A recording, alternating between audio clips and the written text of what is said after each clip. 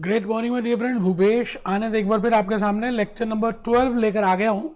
I am on to lecture number 12 in chapter number 7, chapter number 8, chapter number 9. I am doing in totality.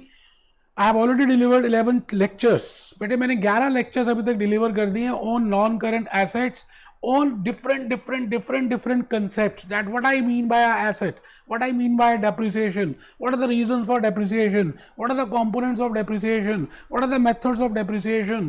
And then in the last lecture, last 2-3 lectures, we have discussed about disposal of a non-current asset, that when you dispose of your asset, what are the accounting entries to be passed, what are the recordings, what are the ledger accounts to be prepared. तो आज के इस lecture में मैं आपको ये बताने वाला हूं कि मैंने आपको ये बताया था disposal of non current asset. Now disposal of non current asset can be on the basis of either cash disposal और एक्सचेंज. तो आप अपना रजिस्टर ओपन कर लें बेटे F3 का, फाइनेंशियल अकाउंटिंग जो आपने dedicated register, customise register Bhupesh Anand की क्लासेस के लिए प्रिपेयर किया है. मैं CA, मैं CS, मैं CMA, मैं लंदन और मैं अमेरिका. बेटे मेरा सपना है कि Limca book of world records में मैं अपनी मैक्सिमम डिग्रीज हासिल करके अपना नाम लिस्ट कराऊं, और ये पूरा करूंगा 101% आपकी गुड विशेस के साथ.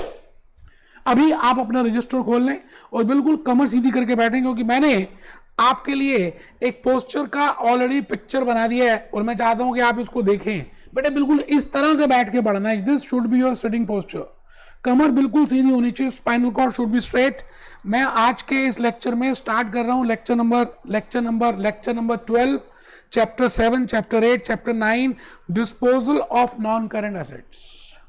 बेटे I can dispose of existing non-current asset because of different reasons we have discussed, because of technological reasons, because of upgradation, because of change in buy requirement, because of locational factors, because of technological factors, because of economical factors.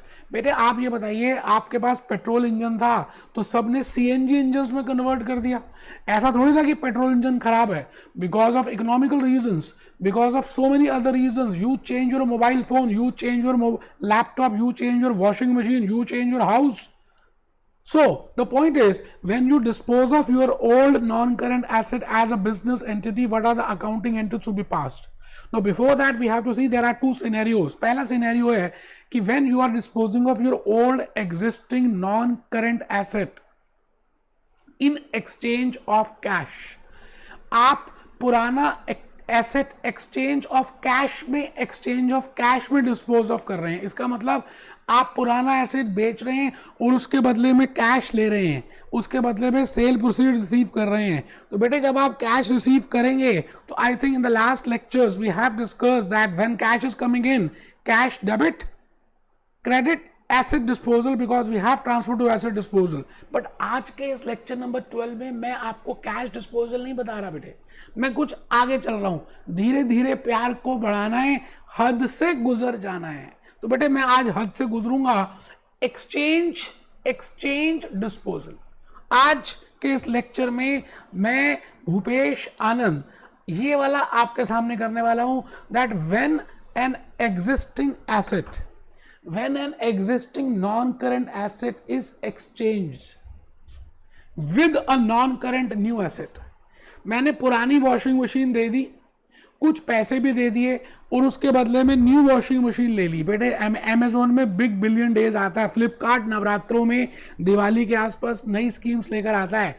बेटे आपने कभी देखा है Croma, आपने कभी देखा Reliance digital, आपने कभी देखा Vijay sales. All these are doing the same thing. बेटे ये सब एक जैसा ही काम कर रहे हैं. ये क्या करते हैं, अट्रैक्ट करने के लिए कस्टमर्स को ये कहते हैं कि आपके पास जो एग्जिस्टिंग प्रेस है, एग्जिस्टिंग मोबाइल फोन है, वो भी दे दीजिए और आप कुछ पैसे भी दे दीजिए और आप नया एसेट ले लीजिए. So I will be doing exchange. बेटे मैं आज आपको पुराने जमाने में ले जाऊंगा.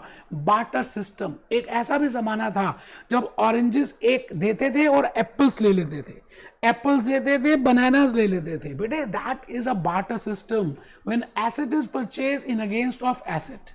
But here I will be doing part exchange. It means I am giving asset as well as some cash and I am taking new iPhone series. मैं iPhone series नया मॉडल लेने वाला हूं. तो पुराना आईफोन मैं दे दूंगा, कुछ पैसे भी दे दूंगा उस सेलर को और उसके बदले में नॉन करंट एसेट लूंगा. बेटे बस यही करना है पार्ट एक्सचेंज में. तो आप रजिस्टर ओपन कर चुके हैं, क्योंकि मैंने एक बात आपको बतानी है, my thoughts create my destiny. मेरी किस्मत मेरे विचार ही लेकर आते हैं। मेरी किस्मत को बनाने वाला कौन? मेरे विचार, मेरे थॉट्स, मेरी बातें। तो अच्छे क्या होने चाहिए? पॉजिटिव क्या होने चाहिए? Thoughts. Thoughts play a very important role in the success of a person, of a human being. तो बेटे विचार अच्छे रखें। आइए जी, मैंने आपको सिटिंग पोस्टर पहले ही बता दिया, लेक्चर नंबर 12 में ये सिटिंग पोस्टर होना चाहिए। Be happy, B jolly, B cheerful. चलिए जी, हम आगे चल रहे हैं। आज के इस लेक्चर में मुझे छोटी सी बात बतानी है, ज़्यादा कुछ भी नहीं। और आपको मैं चाहता हूं कि एक बार आप अपना सभी क्या करें, पीपीटीज ओपन कर लें बेटे, स्लाइड्स ओपन कर लें। मैंने गलती से स्लाइड ओपन नहीं किया है, कोई बात नहीं बेटे, मैं 1 सेकंड लगाकर ओपन कर रहा हूं। आप सभी अपनी अपनी स्लाइड को ओपन करें, मैं भी कर रहा हूं।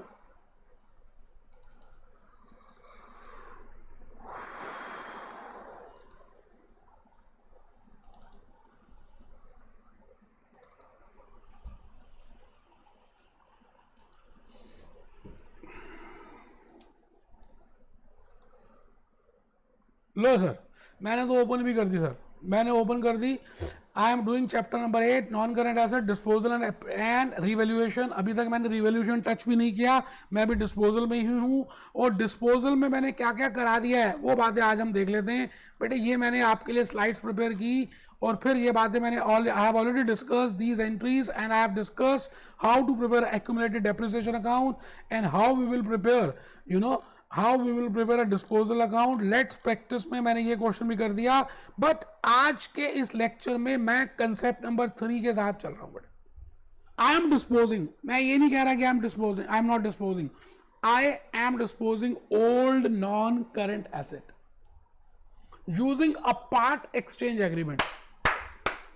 मैं पार्ट एक्सचेंज एग्रीमेंट से मैं पुराने एसेट को दे रहा हूं और नया एसेट ले रहा हूं, और कुछ पैसे भी दे रहा हूं, because new asset is more costly. नया आईफोन सीरीज का कॉस्ट ज्यादा है, सो मेरे को पुराने एसेट के साथ साथ कुछ और पैसे भी ऐड ऑन करने पड़ेंगे। Then only that new supplier will give me the new asset, that supplier will give me the new series of iPhone. बस मैं आपको बार बार ये क्यों कह रहा हूं? Because this picturization, this visualization will help you in drafting the journal entries and then we can prepare ledger accounts. तो मैं बार बार ये कह रहा हूं, आप सोचिए, माइंड में एक पिक्चर बनाइए कि आप पुराना एसेट दे रहे हैं, आप पैसे भी दे रहे हैं, और उसके बदले में नया एसेट आ रहा है। बस आपने इनकी एंट्रीज पास करनी है बेटे। पुराना एसेट भी दे रहे हैं, पैसे भी दे रहे हैं, और उसके बदले में new asset you are buying it, you are purchasing it. So you have to visualise these things, फिर आपको जर्नल एंट्रीज मेकअप करने में आसानी रहने वाली है। तो मैं आपको ये बताने वाला हूं, disposal using a part exchange agreement when old asset is provided in part settlement. When old asset is provided in part settlement, पूरा नहीं बेटे, पूरा हो कैसे सकता है? न्यू एसेट है, न्यू टेक्नोलॉजी है, न्यू सीरीज है, उसका प्राइस तो ज्यादा ही होने वाला है as compare to the existing. तो मेरे को एग्जिस्टिंग के साथ साथ कुछ और भी देना पड़ेगा। It means it is a part settlement of the amount due from the new asset, तो अब आपको अकाउंटिंग ट्रीटमेंट देखनी है बेटे। अकाउंटिंग ट्रीटमेंट बड़ी सिंपल है, ये 5 एंट्रीज मैं आपके लिए अभी ये 4 एंट्रीज ड्राफ्ट कर दूंगा, आपको एंट्रीज देखनी नहीं है बेटे। आप बस मेरी बात को सुनेंगे और उसके बाद हम ये क्वेश्चन अभी आपके सामने कर लेंगे बेटे। कोई घबराने की बात नहीं है, बबली का क्वेश्चन है, बड़ा प्यारा सा, मैंने बड़े इंपॉर्टेंट इसके ऊपर वर्किंग नोट्स प्रिपेयर किए हैं। डोंट सी द एंट्रीज, आप पहले मेरी कहानी सुनिए, मेरी आवाज सुनो। आप अपना रजिस्टर ओपन कर लो, और रजिस्टर ओपन करने के बाद जो मैं कहता हूं चुपचाप लिखो। तो हेडिंग लिखो आज के कंसेप्ट की, when existing non current asset, existing मतलब आपके पास पहले से ही वो एसेट था, is disposed using a part of exchange agreement. बिल्कुल ऐसे ही बनाना बेटा diagram. When existing non current asset is disposed using a part of exchange agreement, तो आज हम उसी की बात करने वाले हैं। बेटे मैंने समय की रेखा बनाई, आपको मैंने बताया ना, whenever you want to do a question on non current asset, it is better to prepare a timeline, it is better to prepare समय की रेखा। मैं समय हूं, मैं चलता ही रहता हूं। बेटे एक्स एक्सिस बनानी है और T0 से शुरू करना है। ये T0 का मतलब क्या है? बिगिनिंग। और यहां से चलते जाएंगे चलते जाएंगे, चलते चलते जो मिलेगा उसकी अकाउंटिंग एंट्री पास करते जाएंगे। बेटे कोई टेंशन वाली बात ही नहीं है। तो first point is I will acquire that asset, ठीक है। After acquisition I will depreciate that asset because I am using it, because it's value is coming down, because of so many reasons I have to charge depreciation, so I will pass depreciation and after passing depreciation मैं फिर चलता जाऊंगा। एक ऐसा point आएगा बेटे जहां पर मुझे ऐसा फील होगा कि एग्जिस्टिंग एसेट को मुझे डिस्पोज ऑफ कर देना चाहिए और उसके अगेंस्ट में न्यू एसेट ले लेना चाहिए। तो बेटे new existing asset existing non current asset को हम दे रहे हैं, जा तू चला जा, उसके बदले में I am getting non current new asset, नया एसेट, नई वॉच, नया मोबाइल फोन, नई वाइफ, नया गर्लफ्रेंड। इसका मतलब पुरानी गर्लफ्रेंड दे दीजिए, पैसे दे दीजिए, न्यू गर्लफ्रेंड। बेटे ये मैं खाली मजाक के लिए कर रहा हूं, आपको लॉजिकली बात को समझाने के लिए। You getting my point? So cash plus exchange, तो ये आप टाइमलाइन बना ले बेटे, 1 मिनट दे रहा हूं, बना ले। It is very important to prepare a timeline, क्योंकि टाइमलाइन से आपकी अच्छी हैबिट डेवलप हो जाएगी और बड़े सारे कंसेप्ट क्लियर होंगे। बेटे अभी आपने F7 करना है, F9 करना है, F13 तक जाना है, तो अनलेस एंड अनटिल ये सारे कंसेप्ट आपको क्लियर होंगे आप आगे नहीं बढ़ पाओगे। तो टाइमलाइन अभी से बिल्डअप कीजिए अपने कंसेप्ट, ठीक है सर। मैं आ गया अब अपनों से अपनी सी बात। Following are the points to be kept in mind while doing a disposal of a non current asset as a part exchange और एज अ कैश। जैसे मैंने आपको लेक्चर 10 में या 11 में बताया था, जब आपको डिस्पोज ऑफ करना तो क्या करेंगे बेटे, बहुत सिंपल है। मैंने कहा था ना आपको एक नया नवेला टेम्परेरी अकाउंट बनाना पड़ेगा, नया बनाना पड़ेगा, गेस्ट अपीयरेंस में आएगा। बेटे कई मूवीज में गेस्ट अपीयरेंस में हीरो हीरोइंस आते हैं। गेस्ट का मतलब है कुछ देर के लिए आएंगे और फिर चले जाएंगे। ऐसे ही whenever you want to dispose of your non-current asset, a guest account will come into picture and will directly go out after some period, and the name of that account is asset disposal account. याद है बेटे? So that I can calculate the accurate profit or loss on that non-current asset, I will prepare a separate account and that is named as asset disposal account. तो बेटे मैं एक asset disposal account बनाऊंगा। अब वो account में मैंने पहले कभी एंट्रीज की नहीं होंगी क्योंकि वो तो टेम्परेरी अकाउंट है। परमानेंट अकाउंट कौन से है? Non current asset account. Permanent asset कौन सा है? Accumulated depreciation account. But temporary account कौन सा है बेटे? This is temporary account. कौन सा? Asset disposal. तो इस टेम्परेरी अकाउंट में मैं परमानेंट से कुछ चीजें ट्रांसफर कर दूंगा। जो एसेट मैंने डिस्पोज ऑफ करना है उस एसेट को उठाऊंगा, कान पकड़ूंगा and I will transfer to asset disposal account. उसका डेप्रिसिएशन एक्यूमुलेटेड डेप्रिसिएशन से उठाऊंगा, कान पकड़ूंगा and I will transfer to asset disposal account. It means asset disposal में अब 2 एंट्रीज आ चुकी हैं, एक नॉन करंट एसेट की और दूसरी एक्यूमुलेटेड डेप्रिसिएशन की। तो ये तो सिंपल ही था बेटा। कैश डिस्पोजल तक तो सेम ही है। आप पहले लिख लें, following are the points to be kept in mind. Prepare asset disposal account, ठीक है जी। ट्रांसफर और shift non current asset which is being dispose to asset disposal account. आप एग्जिस्टिंग नॉन करंट एसेट्स को ट्रांसफर कर देंगे to asset disposal account. Just for understanding purpose मैंने लिखा है एग्जिस्टिंग नॉन करंट एसेट। वैसे नॉन करंट एसेट का एक ही अकाउंट बना रहे हैं, आप ऐसे भी लिख सकते हैं transfer non current asset to asset disposal. Just for more clarity मैंने कई जगह यूज किया एग्जिस्टिंग और new, so that you can find out a difference. You know, new sewing machine and old sewing machine, new car and old car. There is a car account एक ही बनने वाला है, but still you know, because a class of they have the same class of asset, I will prepare only one account. The point is, just for understanding purpose I have used somewhere existing and I have used somewhere new. तो उसमें tension लेने का नहीं, tension देने का। आप लिखिए जी, first point लिख लिया क्या सभी ने? एसेट डिस्पोजल, ट्रांसफर और shift non current asset to asset disposal. ये स्टेप भी सेम है जो कैश डिस्पोजल में करते थे, स्टेप 2 भी सेम है जो कैश डिस्पोजल में करते थे। स्टेप 3 बेटे वो निल बटा निल है। क्या नील बटा नील है, क्या एम्प्टी है, कौन सा account, that is asset disposal account. तो उसको आपको फिलअप करना है, तो पहले आप फिलअप कर दीजिए, एक्यूमुलेटेड डेप्रिसिएशन उसका ट्रांसफर कर दीजिए, और एक्यूमुलेटेड डेप्रिसिएशन का जो भी बैलेंस है उसको ऑपोजिट करेंगे तभी ट्रांसफर होगा। शिफ्ट ऑपोजिट होता है, रिवर्स एंट्री होती है, already I have told you, मैं बार बार वो नहीं बता रहा। अब फोर्थ पॉइंट देखिए बेटे, मैं क्या करता था जब कैश डिस्पोजल होता था, at that moment I realise cash and I credit asset disposal. सोचिए, जब आप एसेट को बेच रहे हैं तो आपके पास पैसे आ रहे हैं, cash is a asset, asset has a debit balance, my cash balance is increasing, so I will debit cash, मैं कैश को डेबिट करता हूं, and asset is going out, asset disposal to be credited. But बेटे यहां cash ले ही नहीं रहे, I am not taking cash, rather I am paying more cash because I want to buy a non-current asset. So I am giving a asset, I am giving a old asset disposal, and instead of that I am taking a new non-current asset. तो बेटे cash receive नहीं कर रहे आप, यहां पर non-current asset, new non-current asset, understanding purpose के लिए मैंने जान के न्यू वर्ड यूज किया, न्यू नॉन करंट एसेट आप रिसीव कर रहे हैं, न्यू नॉन करंट एसेट आप रिसीव कर रहे हैं। क्रेडिट एसेट डिस्पोजल, बेटे पहले भी एसेट डिस्पोजल क्रेडिट होता था, अभी भी एसेट डिस्पोजल क्रेडिट होगा, बट कैश डिस्पोजल में हम डेबिट करते थे कैश को। तो बेटे यहां पे कैश ले ही नहीं रहे ना, हम यहां तो नॉन करंट एसेट ले रहे हैं ना, new non current asset we are taking. So instead of cash I will write down debit new non current asset, और नॉन करंट एसेट जस्ट लिख सकते हैं, बट जस्ट फॉर अंडरस्टैंडिंग मैं जान के वर्ड यूज कर रहा हूं, न्यू। अब बेटे खाली पुराने एसेट को एक्सचेंज करने से थोड़ी नया करंट एसेट आ जाएगा, आपको कुछ और पैसे भी देने पड़ेंगे in addition to old asset.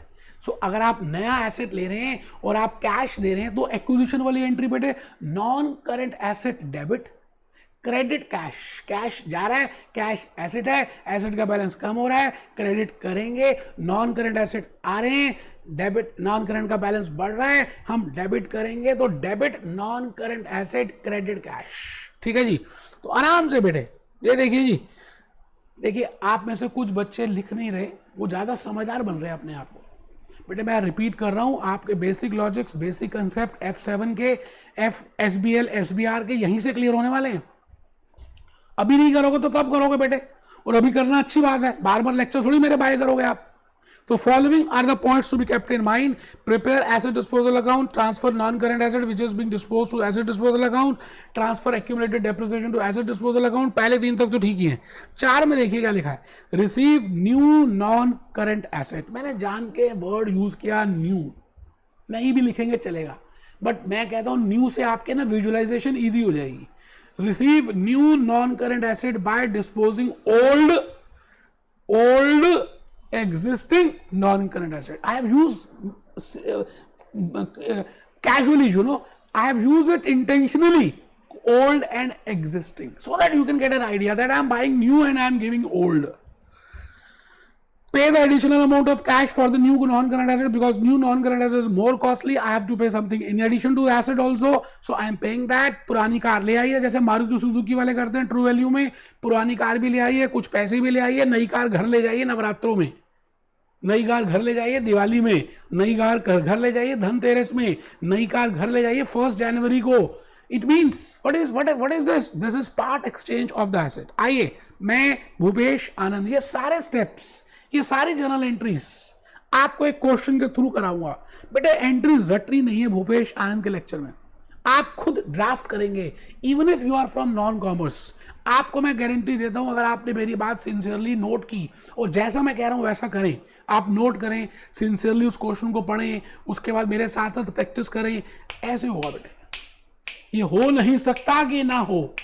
सुनिएगा, तो मैं आपके लिए आज एक क्वेश्चन करने जा रहा हूं, और क्वेश्चन बड़ा ही अच्छा सा है। ये देखिए जी क्वेश्चन, आपके कैप्लॉन का क्वेश्चन ही है, मैंने इसका नाम बस चेंज कर दिया है। अगर आपके पास मेरी स्लाइड्स नहीं है तो आप कैप्लॉन निकाल लीजिए। I think test your understanding question number 2 है। हमने लास्ट लेक्चर में test your understanding question number 1 कर लिया था, that is cash disposal of existing of non-current asset. So today we will be doing with part exchange of non-current asset. Bubbly runs a business. बेटे बबली एक company है, एक company नहीं है बेटे, एक बबली एक ह्यूमन बीइंग है. ऑल्टरिंग एंड रिपेयरिंग क्लोथ्स, बेटे कपड़े सीलती है और कपड़ों को रिपेयर करती है और नए कपड़े सीलती है बबली. अब बबली अगर नए कपड़े सिलेगी तो उसको स्विंग मशीन की जरूरत होगी. when she started his business on 1st January, इसका मतलब उन्होंने बातों बातों में हमें एक बात कह दी कि she has started his business on 1st January 2002. इसका मतलब beginning of the year, बेटे beginning of the business is 2002. But I am not aware that whether this is beginning of the year or not, unless and until I know that this is the year. What is the year ending? हाँ, अगर question silent है तो मैं Jain to दिसंबर का accounting period assume कर सकता हूं. But अभी आप देखिए, पहले पूरा क्वेश्चन पढ़ तो लें कि whether it is given something और नॉट.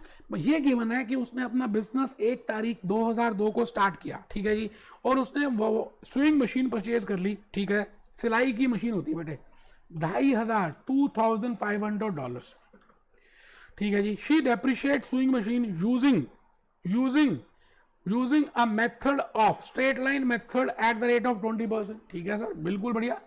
आपको मालूम है straight line method, fix installment method, original cost method is a very easiest method, और उसमें जो डेप्रिसिएशन आती है बिल्कुल सेम आती है. ठीक है सर, 20% का डेप्रिसिएशन का रेट है. आप बताइए, अगर मुझे 20% का रेट गिवन हो और 2500 ये गिवन हो, अज्यूम करते हैं सैलरी वैल्यू इज नील, तो आपके हिसाब से मेरे को लगता है $500 की डेप्रिसिएशन आ जाएगी ईयरली, 12 महीने की. Rate of depreciation is always for 12 months because we charge depreciation at the end of the year, at the time of preparing final accounts. So this $500 will be for 1 month, for 1 year. That is for 12 months. चलिए जी देखते हैं. And she charges a full year of depreciation in the year of acquisition and none in the year of disposal. वो कह रहा है जी हम क्या करते हैं, हम wave 1 adopt कर रहे हैं. As per IS 16 PPE, we can adopt 2 ways. That one way is you can charge full amount of depreciation in the year of acquisition and you are not charging any depreciation in the year of disposal. इसका मतलब अगर आपने बीच में भी कभी machinery खरीदी है तो आप तब भी 12 महीने का डेप्रिसिएशन चार्ज करेंगे, बिकॉज आप जिस ईयर में बेचेंगे उस ईयर में डेप्रिसिएशन चार्ज ही नहीं करने वाले. ठीक है sir. The business has now grown such that needs a faster machine. बेटे नई मशीन चाहिए. क्यों? रीजन क्या है? बिजनेस बड़ा हो गया है, फास्टर मशीन चाहिए. And she will upgrade during this. होगी बेटे, हमें क्या लेना है, उसने एक नई मशीन लेनी है ड्यूरिंग द ईयर दिसंबर 2005. इसका मतलब 2002, 2003, 2004 तक उसने पुरानी मशीन से ही काम किया. 3 साल के बाद उसे ऐसा लगा कि अब मेरा बिजनेस बढ़ गया है and I want a faster machine. So during the year 2005 उसने क्या किया, ही एक्सचेंज हिज ओल्ड एसेट. देखते हैं. Has offered, now supplier has offered a part exchange deal. देखिए मैंने आपको बताया था ना, सप्लायर्स जान के आपको प्रमोट करने के लिए, आपको अट्रैक्ट करने के लिए पार्ट एक्सचेंज डील दे रहे हैं. क्या है जी part exchange deal? Part exchange deal is $750 to paid in cash. अच्छा, ये बड़ा सेंटेंस एक सेम ही है. इसका मतलब पुरानी जो मशीन है, मान लेते हैं ये पुरानी मशीन है, ये $750 की वो मान रहा है और उसको साथ में बबली को कैश देना पड़ेगा $4,850 का. इट मीन्स अगर मैं आपसे पूछूं how much is the cost of this new machine, बेटे मैं ये अज्यूम कर रहा हूं the cost of this new machine will be 5 और 5 10, हासिल 1 9 और 7 16, हासिल 1 $5,600. कैसे कैलकुलेट किया बेटे? 4,850 is to be paid in cash and 750 we have kept the value of the old existing machine which the supplier is willing to take back. आराम से मैं रुक गया हूं जी. हाँ सर 2 मिनट रुक जाइए, हम पहले खुद पढ़ लें क्वेश्चन को. बेटे बिल्कुल आप ईमानदारी से पढ़िए. आपके पेपर में पास होने के लिए this chapter 7, chapter 8, chapter 9 are more important. Please पढ़िएगा बेटे. मैं बिल्कुल आराम से हाथ ऊपर करके खड़ा हूं. Babli runs a business altering and repairing clothes, कपड़े सिलती है Babli. When she started the business on 1st January, अच्छा देखिए नीचे उसने लिखा ना ईयर एंडेड, यहां पे लिखा ना ईयर एंडेड 2005। यहां से पता चला कि 12 महीने का पीरियड है। अगर ईयर एंडेड 31 दिसंबर है तो जनवरी से स्टार्ट होगा, जनवरी टू दिसंबर, जनवरी टू दिसंबर 12 महीने के पीरियड में ये अकाउंटिंग पीरियड चलने वाला है। ठीक है जी। Bubbly runs a business, this. She depreciates at the rate of 20%. She charges a full year depreciation 2500। बेटे समरी बनानी है, अभी हम समरी बनाएंगे। आंसर निकालने की जल्दी मत कीजिए, मैं आपको फिर रिपीट करता हूं, आप आंसर निकालने की जल्दी मत कीजिएगा क्योंकि मैंने आंसर लिखा हुआ है, हम देख लेंगे आंसर। बट बेटे कैप्लन का आपके पास आंसर है भी, लॉजिक्स और कंसेप्ट को समझना है। ठीक है, तो आप सब वर्किंग नोट्स प्रिपेयर करेंगे, मैंने इसके बड़े प्यारे वर्किंग नोट्स बनाए हैं। आइए हम बड़े प्यारे से वर्किंग नोट्स प्रिपेयर कर रहे हैं। मैंने लिखा है दोस्तों, आप सब लिख रहे हैं वर्किंग नोट्स, दोस्तों, friends, it will be better to read the question sincerely. बेटे पूरे यूट्यूब के लेक्चर्स कंपेयर कर लेना, इस तरह से इतने प्यार से हैंड रिटन स्लाइड्स और जूस नोट्स बेटे कोई अगर देता हो तो मैं पढ़ाना छोड़ दूंगा। और आपको मेरी लॉजिक समझ आ रहे हैं, most important point is this friends, it will be better to read the question sincerely. आपको बड़ी अच्छी तरह से क्वेश्चन को पढ़ना चाहिए and prepare summary with timeline. बेटे मैंने कहा टाइमलाइन प्रिपेयर करनी चाहिए और मैंने आपके लिए टाइमलाइन प्रिपेयर की। बेटे उस क्वेश्चन को जब मैंने सिंसियरली पढ़ा और टाइमलाइन बनाई तो उसके बाद मुझे बार बार अब क्वेश्चन पढ़ने की जरूरत नहीं है। There is no need to read it again and this is full proof है। तो मैंने क्या किया, एक्स एक्सिस बनाई, 1 जनवरी 2002 लिखा और उसको एंड किया 31 दिसंबर 2005। अब बेटे 1 जनवरी 2002 से 31 दिसंबर 2005 के बीच में जो भी ट्रांजैक्शंस हुई, जो भी हादसे हुए, जो भी इवेंट्स हुए, I will see and I will pass journal entry for that and then I will prepare a ledger account.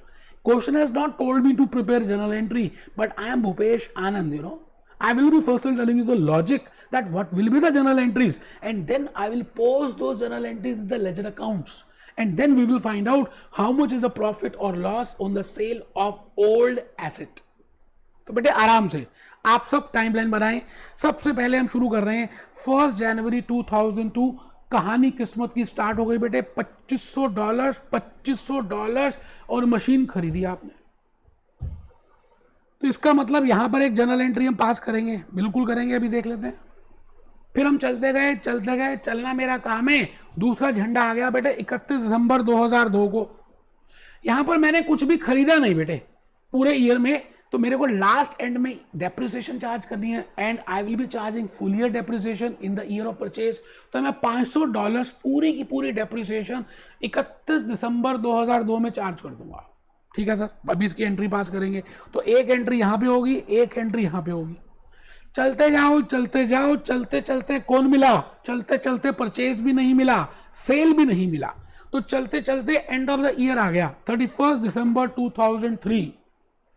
Now as on 31 दिसंबर 2003 अगेन मेरे को लगा यार इस दिन तो फाइनेंशियल स्टेटमेंट्स बनाते हैं, फाइनल अकाउंट्स प्रिपेयर करते हैं, प्रॉफिट और लॉस डिटरमाइन करते हैं and at the time of profit और loss determination I have to pass one more entry that is in relation to depreciation.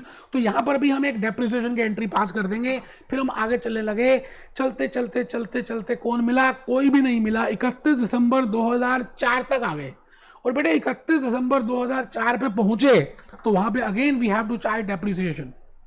तो बेटे पहले आपको एक एंट्री यहां करनी है, 1 2 3 4 एंट्रीज करनी है। क्वेश्चन नहीं कह रहा बट मैंने आपको टाइमलाइन से बताया that you have to prepare these 4 entries. तो अब देखना ध्यान से, 1 जनवरी 2005 में मैं आगे चला। अब क्वेश्चन में डेट बता नहीं रहा कि on which date he has exchange the old existing machinery. Why? Because they are not charging depreciation on the year of sale. तो उसको लगा यार उस डेट को बताने की भी क्या नेसेसिटी है. But if we are charging depreciation on the proportionate basis तो डेट बताना कंपल्सरी था. But if we are following way one that full depreciation in the year of buying and no depreciation in the year of disposal, so nothing doing, no importance of date in the year of disposal.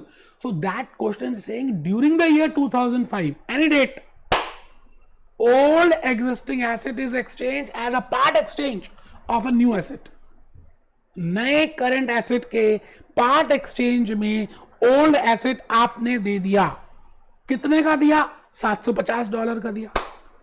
अच्छा, जब आप dispose of करेंगे तो आपको asset disposal account बनाना पड़ेगा, non current asset transfer करना पड़ेगा, उसकी एक्यूमुलेटेड डेप्रिसिएशन ट्रांसफर करनी पड़ेगी, फिर सेल प्रोसीड्स करनी पड़ेगी. बट आप सेल में कैश रिसीव नहीं कर रहे, you are receiving new non current asset, new swing machine.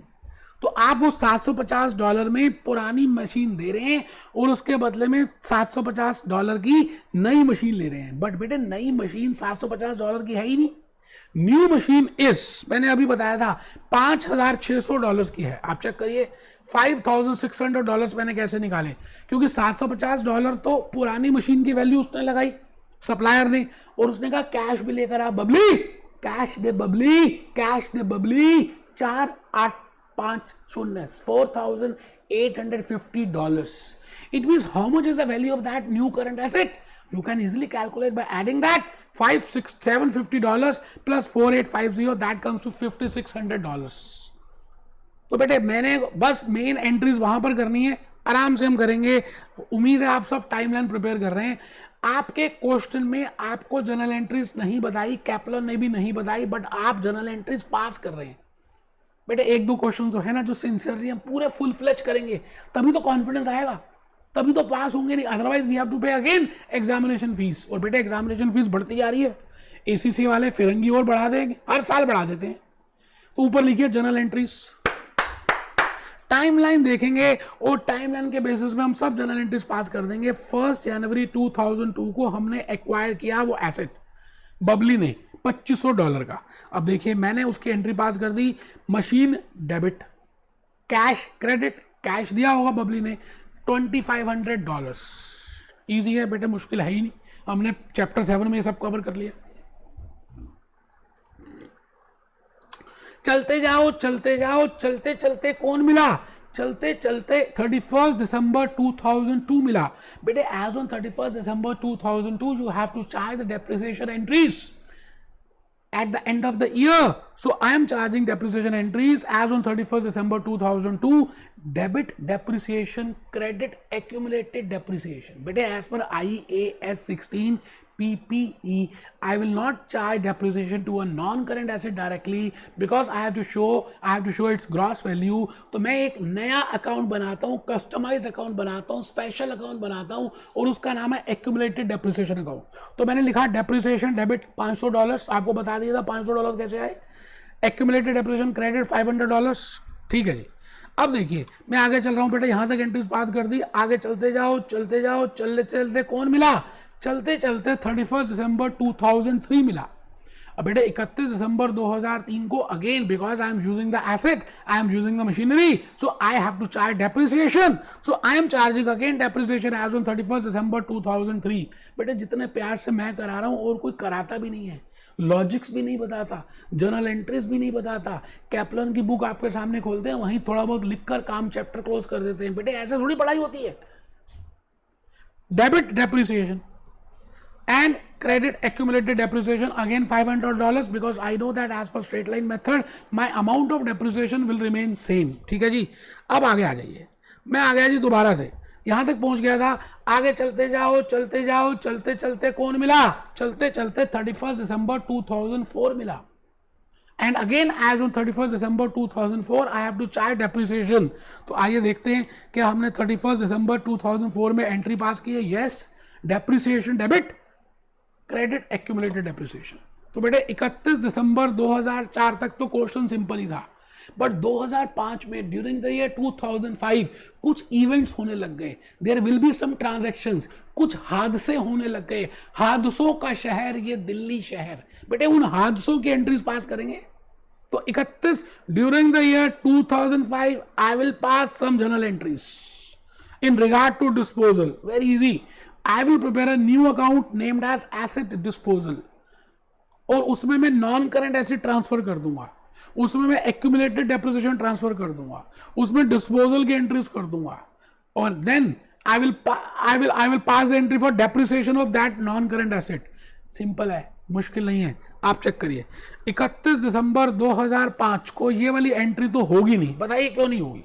मैंने जान के पास की है। आप बताइए जी, ओल्ड एसेट के ऊपर we will not charge depreciation for the year 2005. My question is, why we will not charge? Because in the question it is given to me that we will charge full year depreciation in the year of acquisition and we will not charge any depreciation in the year of disposal. Disposal वाले year में हम कोई भी entry पास नहीं करेंगे, इसलिए 31 दिसंबर 2005 को depreciation की एंट्री पास होगी, but that will be a new non current asset, new swing machine. Old swing machine पे डेप्रिसिएशन चार्ज नहीं करेंगे बिकॉज वो डिस्पोज ऑफ हो रहा है 2005 में। ठीक है जी, तो मैंने जान के लिख के काटा, आप भी लिखिए और फिर क्रॉस कीजिए, सो दैट आपको याद रहना चाहिए कि आपको पुरानी मशीनरी पे डेप्रिसिएशन चार्ज नहीं करना। ठीक है जी, तो मैं आ गया जी 31 दिसंबर 2005 में। सबसे पहले मैं एक स्पेशल अकाउंट प्रिपेयर करूंगा and that special account will be named as machinery disposal account. I have already told you that we will prepare a special account named as disposal account and I will write down debit machinery disposal account and within that I will transfer non-current asset। तो बेटे मैं debit machinery disposal कर रहा हूं, ये entry मैंने already logically frame करके बताई हुई है, इसलिए मैं अब समझा नहीं रहा। Credit machinery account, non current asset account और एग्जिस्टिंग एसेट, कुछ भी लिख लीजिए। उसके बाद उसमें जितनी भी डेप्रिसिएशन अभी तक हमने चार्ज की है उस डेप्रिसिएशन को हम लिखेंगे बेटे, उस डेप्रिसिएशन को लिखेंगे। आप बताइए अभी तक आपने कितनी डेप्रिसिएशन उसमें डेबिट की है, आप मुझे बताइए। तो बेटा वो मैंने एंट्री लिखी नहीं, लिख देता हूं, debit accumulated depreciation, debit accumulated depreciation, credit asset disposal, credit asset disposal। बेटे 2002 में चार्ज की थी, 2003 में की थी, 2004 में की थी, आपने 3 बार चार्ज किया डेप्रिसिएशन, और 2005 में नहीं किया, वो मैंने क्रॉस लगा दिया because that is the year of sale and we are not charging any depreciation in the year of sale, so I must have charged $1500 as depreciation। मैंने $1500 की डेप्रिसिएशन चार्ज अभी तक कर दी है उसी एसेट में, आराम से। मैं ऐसा करता हूं, आपको अगर थोड़ी सी दिक्कत आ रही है तो मैं भूपेश आनंद आराम से पहले एंट्रीज पास कर देते हैं, पोस्टिंग करते हैं बेटे। लिखो जी 1 जनवरी 2002 बैंक 2500। बेटे ये क्लोज कर देंगे क्योंकि इसमें कोई एंट्री नहीं है, बिकॉज हम डेप्रिसिएशन तो सेपरेट अकाउंट में ट्रांसफर करेंगे। बैलेंस कैरिड फॉरवर्ड 2500 और इसको ट्रांसफर कर देंगे यहाँ पर 1 जनवरी 2003। ठीक है जी, बैलेंस ब्रॉट डाउन 2500। फिर यहाँ पर balance carried down, carried forward 2500, क्योंकि यहाँ पे भी कोई एंट्री नहीं है, टोटल कर दीजिए 2500। अब इसको ट्रांसफर कर देते हैं 1 जनवरी 2004 और यहाँ पर भी लिख देंगे बैलेंस ब्रॉट डाउन 2500 और यहाँ पर आ जाएगा balance carried down, carried forward 2500 और इसको भी यहाँ टोटल कर देंगे। इजी है। अब सवाल आता है कि आप, क्योंकि जगह नहीं है तो मैं यहाँ पर एक हल्का सा छोटा सा अकाउंट और उसी को आगे कंटिन्यू कर रहा हूँ, नॉन करंट एसेट को ही कंटिन्यू कर रहा हूँ। मैंने इसका नाम लिखा नॉन करंट एसेट, आप नॉन करंट लिख दीजिए, बट अगर आपको नाम पता है तो you can write down swing machine also. 1 January 2005 bank bank नहीं बेटा, balance brought down, balance brought down 2500, $2500, ठीक है जी। इसके बाद आ जाइए एक्यूमुलेटेड डेप्रिसिएशन में। बेटे आप ये बताओ कि एक्यूमुलेटेड डेप्रिसिएशन पहली बार कितने कौन सी डेट को चार्ज हो होगी? 31 दिसंबर 2002। डेप्रिसिएशन 500, फिर हमने इसको टोटल कर दिया होगा और यहाँ पे बैलेंस कैरिड फॉरवर्ड लिख दिया होगा। बेटे आप पोस्टिंग कर सकते हो, आप डायरेक्टली भी कर सकते हैं, है ना, इसलिए मैं ऐसे थोड़ा सा सीधा चल रहा हूँ। बैलेंस ब्रॉट डाउन 500 और फिर आपने इस साल की चार्ज कर दी होगी बेटे 31 दिसंबर 2003 की, तो यहाँ पर आ गया 1000 और यहाँ लिख दिया आपने बैलेंस ब्रॉट डाउन 1000। आराम से मैं क्या कर रहा हूँ, इसी को कंटिन्यू करता हूँ, asset disposal account next page पे बना दूंगा, ठीक है जी। यहाँ पे इसी को कंटिन्यू कर रहे हैं, ठीक है जी। अब बताइए यहाँ पर बैलेंस फिर आ गया, कब आया? 1 जनवरी 2004 को। कितने का बैलेंस है बेटे? Balance brought down 1000। अब आप ये बताइए, you will again charge depreciation and I have passed the entry for that for 2004. So depreciation again will be debited and I will transfer it to accumulated depreciation account. So again this will be 1500 and again I will write down on 31st December 2004 that balance brought down, that is 1500. बेटे फिर इसको यहां पर transfer कर रहे हैं, कहां पे बेटे, कहां ले जाएंगे? 1 जनवरी 2005 ब्रॉट डाउन 1500 और लास्ट में एसेट डिस्पोजल अकाउंट में ट्रांसफर कर रहे हैं। Asset disposal, swing machine disposal 1500। इसी तरह से इसको भी एसेट डिस्पोजल में, नॉन करंट एसेट को एसेट डिस्पोजल में ट्रांसफर कर दीजिए 2500 और मैंने नीचे बना दिया क्या? Asset disposal account.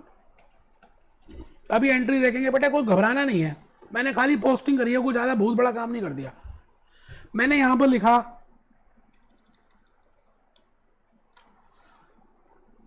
यहां पे लिखा नॉन करंट एसेट लिख दीजिए और you can also write down swing machine 2500 और यहां पे लिख सकते हैं एक्यूमुलेटेड डेप्रिसिएशन 1500। यहां तक ठीक है? अब देखिए यहां पर ये अकाउंट तो टैली हो गया, एक्यूमुलेटेड डेप्रिसिएशन, जितना डेप्रिसिएशन था मैंने एसेट डिस्पोजल में ट्रांसफर कर दिया। अब नॉन करंट एसेट को भी यहां तक टैली हो रहा है, but I have to pass one more, क्योंकि न्यू नॉन करंट एसेट भी आ रहा है, तो अभी इसको मैं टिक नहीं लगा रहा। No doubt it is tallied, दोनों साइड्स टैलिड है, आप देखिए। But in 2005 I am purchasing a new asset in exchange of a part exchange of old. तो मैं यहां पे लिख रहा हूं, यहां लिख रहा हूं, यहां पे लिख रहा हूं नॉन न्यू, आपको समझाने के लिए, वैसे न्यू नहीं भी लिखेंगे चलेगा, new non current asset as a part exchange of old asset and I have pass the entry for that also. Just देखिए, ये देखिए, machinery new debit to machine disposal या स्विंग मशीन डिस्पोजल, ठीक है जी। इसके साथ साथ कैश भी आप पे कर रहे हैं, तो non current asset debit to cash, वो आप देखेंगे यहां तो ट्रांसफर होगा नहीं। आप बताइए इसका प्रॉफिट लॉस पहले कैलकुलेट कर लीजिए। How much is the profit और loss? How much is the profit और लॉस? बेटे आराम से ये देख लीजिए, 5 2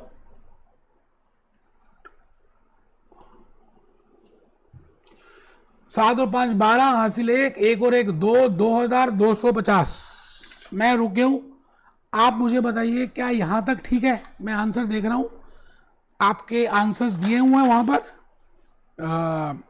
कैप्लन में भी हैं, तो इसलिए आराम से आप देख सकते हैं, कोई टेंशन वाली बात नहीं है। मैं अपनी पीपीटीज में देख रहा हूं कि क्या मैंने अपनी पीपीटी में इसको दिया हुआ या नहीं दिया as a part exchange.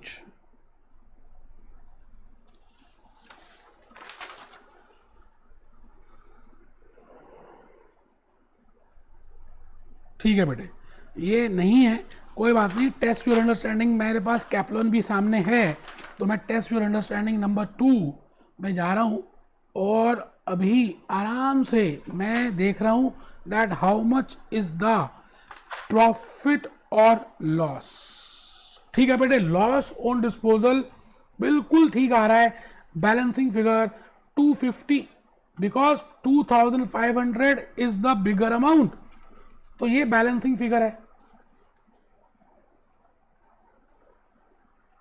This is balancing figure and this is $250। तो ये तो क्लियर हो गया।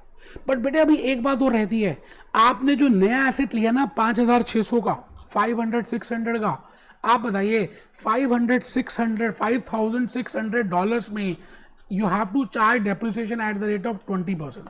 तो जस्ट मुझे बता दीजिए कि अगर मैं 5600 था ना, 5600 बेटे 5600 इंटू 20% इज इक्वल टू 1120। बेटे एक तो इसकी डेप्रिसिएशन की एंट्री पास करनी है, तो एक्यूमुलेटेड डेप्रिसिएशन अभी क्लोज हुआ नहीं, इसका मतलब मैंने गलती से टिक लगा दिया उसमें। ठीक है जी, मैं टिक यहां से रब कर रहा हूं, ये लीजिए टिक रब कर दिया और इसको अभी एसेट डिस्पोजल में डाल दिया। लेकिन एक एंट्री और आ रही है, मैंने यहां पे लिख दिया depreciation on new, depreciation on new. मैं हरे रंग से करता हूं तो अगर आपको पता चले 1120 और यहां बैलेंस आ जाएगा बेटे 1120। आप मेरी बात को समझ रहे हैं? पुराना एसेट, उसकी डेप्रिसिएशन, उसके लिए सब कुछ खत्म हो गया। But in the year of acquisition, new asset is being acquired in the year 2005. As per the question, we have to charge the full depreciation for the year in the year of acquisition, and the cost of the new machinery is $5,600. So 20% of 5600 comes to 1120. So I will pass an entry depreciation debit to depreciation debit credit accumulated depreciation, the amount is 1120। बेटे मैंने entries तक बना दी हैं, आप देखिए मैंने आपके लिए एंट्रीज पास की हैं। आप देखिए एक्यूमुलेटेड डेप्रिसिएशन पुराने की आ गई, नया एसेट की आ गई। एक एंट्री और मैंने लिखनी थी, नहीं लिखी, आइए लिख देते हैं बेटे, उसको भी लिख देते हैं। Debit depreciation credit accumulated depreciation 1120 1120 1120। अब आ जाइए नॉन करंट एसेट को हम क्लोज कर दें। बेटे नॉन करंट एसेट मैंने नॉन करंट एसेट में $750 यहां लिखे, तो एसेट डिस्पोजल आ गया और फिर कैश पे किया 4850 का,